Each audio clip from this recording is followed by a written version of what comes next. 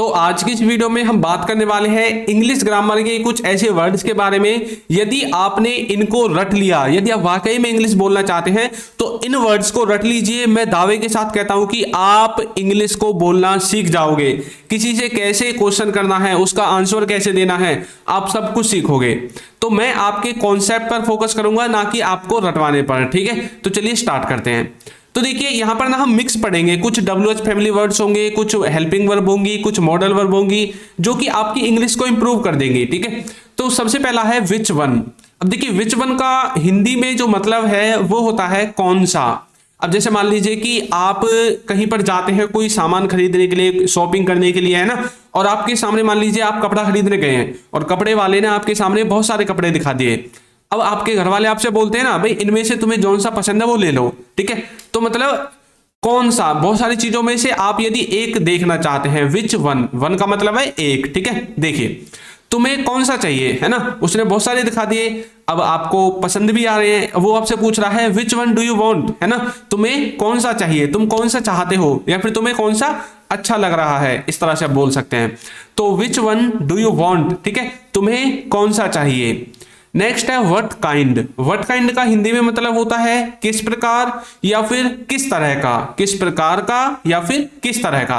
अब जैसे बोलते हैं ना कई बार, तुम्हें किस प्रकार की मतलब टी शर्ट पसंद है, तुम्हें किस तरह की टी शर्ट पसंद है, या फिर तुम्हें किस तरह का सामान चाहिए, है ना, तो व्हाट काइंड से आप निकाल सकते हैं, है ना। देखिए किस प्रकार की किताब चाहिए तुम्हें, या फिर तुम्हें किस प्रकार की किताब चाहिए, तो आप इंग्लिश में बोल सकते हैं what kind of book do you want, what kind of book do you want, तो तुम्हें किस तरह की या फिर किस प्रकार की किताब चाहिए। ठीक है, आगे देखिए उसे किस तरह की फिल्म पसंद है, उसे किस तरह की फिल्म पसंद है, तो बोल सकते हैं what kind of film does he like, what kind of film does he like. अच्छा देखिए यहां पर डू हमने क्यों नहीं लिखा, क्योंकि ये जो ही सी इट होता है ना, इनके साथ हमेशा डज आता है, इनको छोड़ के जो बच जाता है उन सब के साथ डू आता है। ठीक है, तो तुम्हें किस तरह की किताब चाहिए या फिर उसे किस तरह की फिल्म पसंद है, इन सब के लिए किस तरह के लिए आप व्हाट काइंड का इस्तेमाल कर सकते हैं।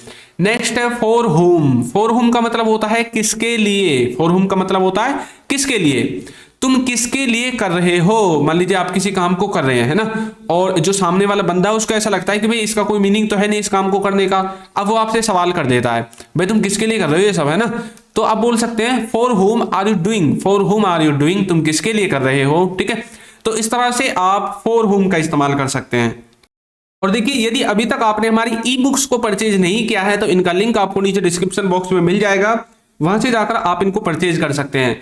ये PDF के रूप में आपको मिलेंगी, किसी के भी फिजिकल एड्रेस पर ये नहीं पहुंचाई जाएंगी, ये बात आपको याद रखनी है। आगे देखिए व्हाट अबाउट। व्हाट अबाउट का मतलब होता है किस बारे में, किस बारे में। जैसे आप बोलते हैं ना किसी से, भाई तुम किस बारे में बात कर रहे हो, मुझे तो कुछ समझ में नहीं आ रहा है ना, तुम किस बारे में पूछ रहे हो, तो व्हाट अबाउट से आप इसको बना सकते हैं। देखिए किस बारे में बोल रहे हो तुम, तब बोल सकते हैं what about are you talking, what about are you talking, तुम किस बारे में बोल रहे हो। किस बारे में पूछा तुमने, तुमने किस बारे में पूछा, what about did you ask, what about did you ask, तुमने किस बारे में पूछा। तो इस तरह से आप व्हाट अबाउट का इस्तेमाल कर सकते हैं किस बारे में। नेक्स्ट है हमारा व्हाट इफ। व्हाट इफ का मतलब होता है क्या हो अगर, है ना, कई बार आप बोलते हो ना क्या हो अगर मैं ना आऊं, या फिर क्या हो अगर मैं ये कर दूं, क्या हो अगर मैं वहां चला जाऊं, तो क्या हो अगर के लिए आप व्हाट इफ का इस्तेमाल कर सकते हैं। कैसे बोलेंगे, what if I don't come, क्या हो अगर मैं ना आऊं, क्या हो अगर ऐसा हो जाए, what if it happens, what if it happens, क्या हो अगर ऐसा हो जाए। ठीक है, तो व्हाट इफ का आप इस्तेमाल कर सकते हैं क्या हो अगर वाले सेंस में। नेक्स्ट है ऑल्दो। ऑल्दो का हिंदी में मतलब होता है हालांकि, क्या होता है हालांकि। देखिए हालांकि वह बुरा है तो बोल सकते हैं ऑल्दो ही इज बैड। अब बोलना चाहते हैं आप हालांकि वो अच्छा है तो बोल सकते हैं ऑल्दो ही इज गुड, है ना, तो इस तरह से आप ऑल्दो का इस्तेमाल कर सकते हैं हालांकि वाले सेंस में। नेक्स्ट है व्हाटएवर। व्हाटएवर का हिंदी में मतलब होता है जो कुछ भी। व्हाटएवर का मतलब होता है जो कुछ भी, जैसे कि जो कुछ भी तुम कर रहे हो, whatever you are doing, whatever you are doing, जो कुछ भी तुम कर रहे हो, जो कुछ भी तुमने कहा, whatever you said, whatever you said, जो कुछ भी तुमने कहा।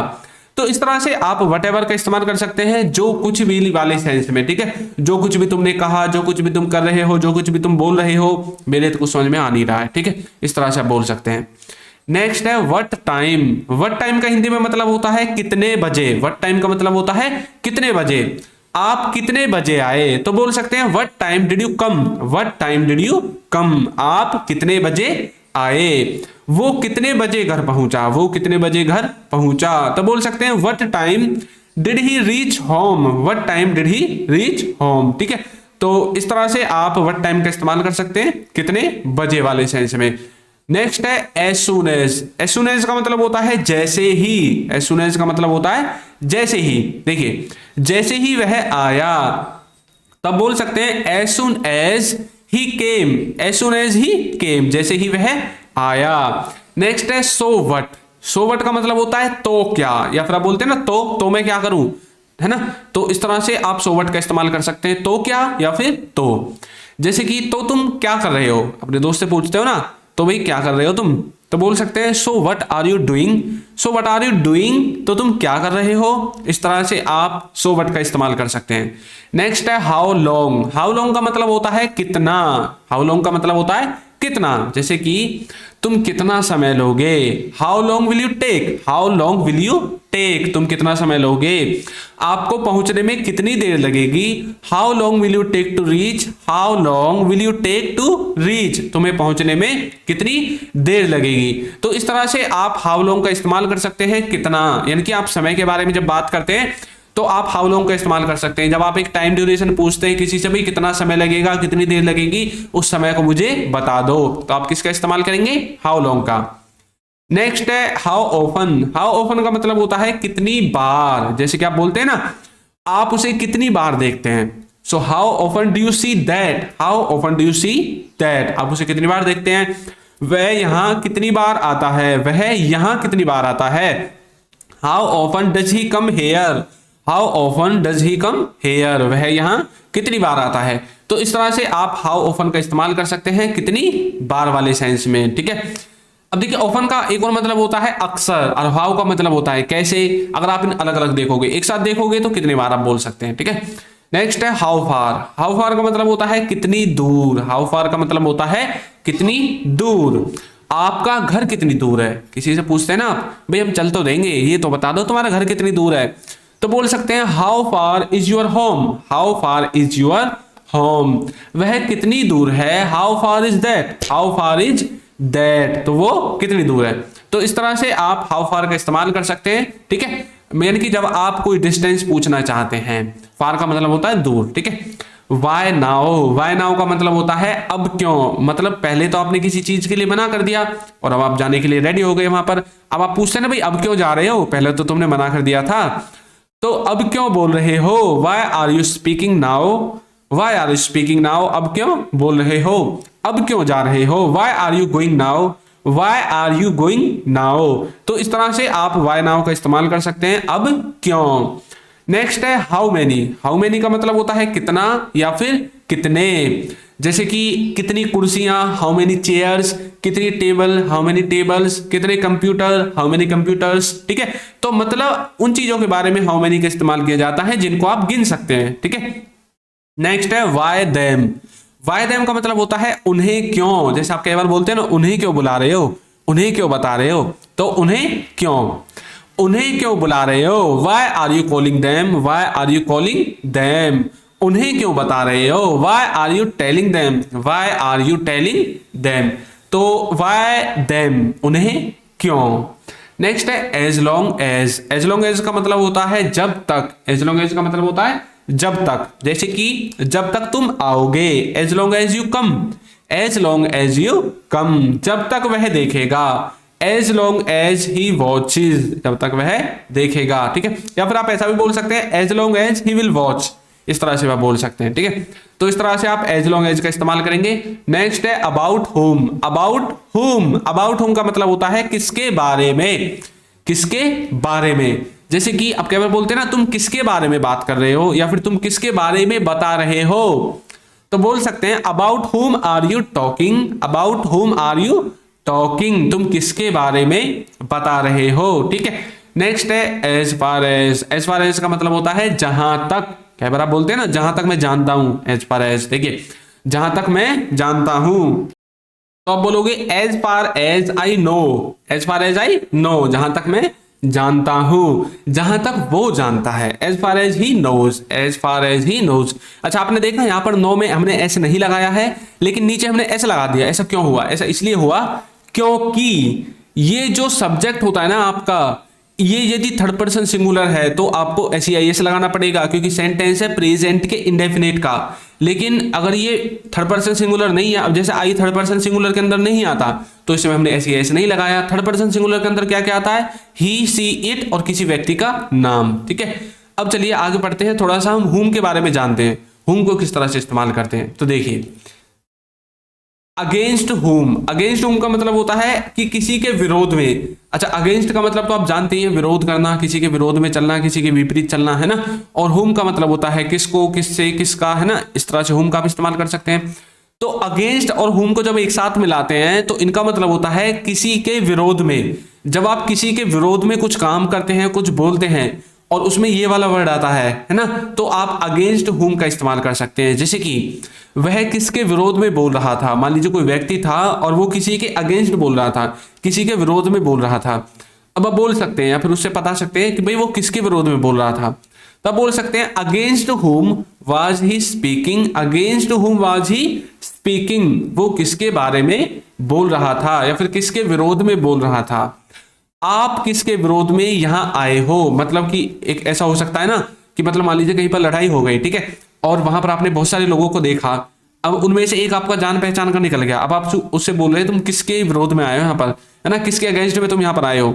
तो अगेंस्ट हुम have you come here, against हुम हैव यू कम हेयर। तो इस तरह से आप अगेंस्ट हुम का इस्तेमाल कर सकते हैं, ठीक है, किसी चीज के विरोध में, किसी व्यक्ति के विरोध में या फिर किसी भी चीज के विरोध में हो सकता है।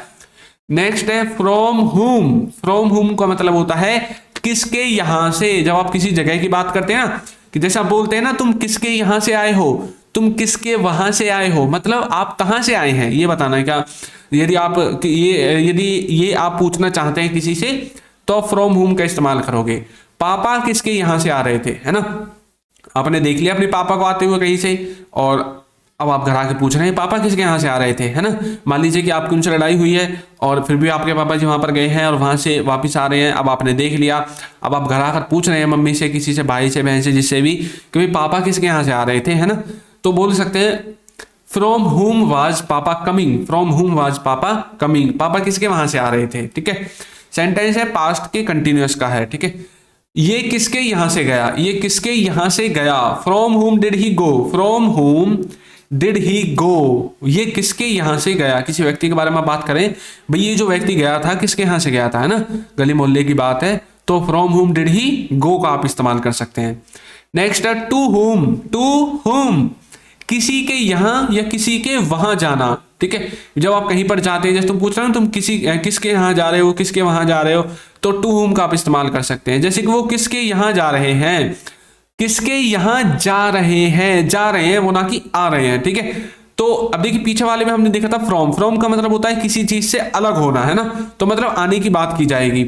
और टू का मतलब होता है किसी की तरफ जाना, किसी के वहां जाना, है ना। यहां पर देखिए किसी के यहां जाना या किसी के वहां जाना, वो किसके यहां जा रहे हैं, to whom are they going, to whom are they going, वो किसके यहां जा रहे हैं। तो देखिए सेंटेंस है प्रेजेंट के कंटिन्यूअस का। आप मुझे बता सकते हैं कि ये सेंटेंस मैंने कैसे पता करा कि ये प्रेजेंट के कंटिन्यूअस का है। To whom are they going, आप किसके यहां गए, आप किसके यहां गए। To whom did you go, to whom did you go, आप किसके यहां गए। तो इस तरह से आप टू हुम का इस्तेमाल कर सकते हैं किसी के यहां या फिर वहां जाने के लिए। तो आप किसके यहां गए, पूछते ना किसी से आप, भाई किसके यहां गए थे तुम, है ना, टू हुम डिड यू गो, ठीक है। या फिर अगर आप हैड लगाओगे to whom had you gone, इस तरह से भी बोल सकते हैं, ठीक है।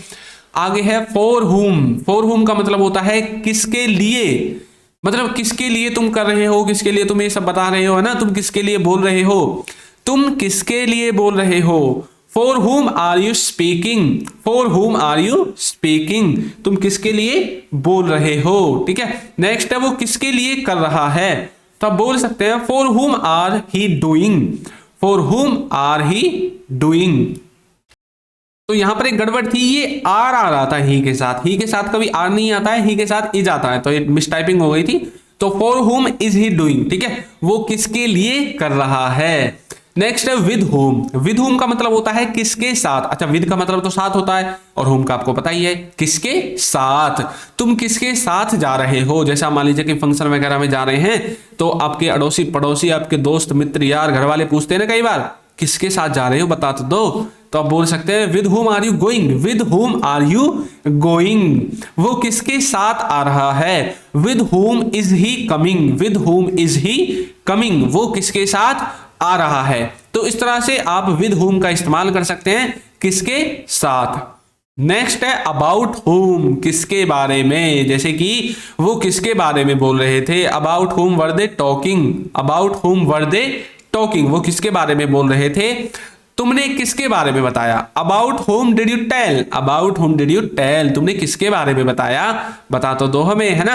तो इस तरह से आप अबाउट होम का इस्तेमाल कर सकते हैं किसके बारे में। नेक्स्ट है एट होम, किसी चीज पर या फिर किसी वस्तु पर, जैसे कि तुम किस पर काम कर रहे हो, यानी कि मान लीजिए आप किसी प्रोजेक्ट पर काम कर रहे हैं, है ना, तो आप बोलते हैं ना किस पे काम कर रहे हैं बता दे, है ना। तो at home were you doing work, तुम किस पर काम कर रहे थे, at home were you doing work. वो किस पर बोल रहा है, वो किस पर बोल रहा है, at home is he speaking, at home is he speaking, वो किस पर बोल रहा है। तो इस तरह से आप इन सभी सेंटेंसेस को, इन वर्ड्स को इस्तेमाल कर सकते हैं अपनी डेली लाइफ में, और ये बहुत ही इंपॉर्टेंट है, ठीक है। हमारा जो कोर्स है उसका लिंक आपको नीचे डिस्क्रिप्शन में मिलेगा, ये बुक्स आपको नीचे डिस्क्रिप्शन में भी और वीडियो के नीचे भी आपको दिख रही होंगी, वहां से जाकर आप इनको भी परचेज कर सकते हैं। तो आपको ये वीडियो कैसी लगी है जरूर बताइएगा, और यदि अभी तक आपने हमारे चैनल को सब्सक्राइब नहीं किया है तो कर दीजिए, वीडियो को लाइक कर दीजिए और एक अच्छा सा कमेंट करना बिल्कुल ना भूलें। Thank you.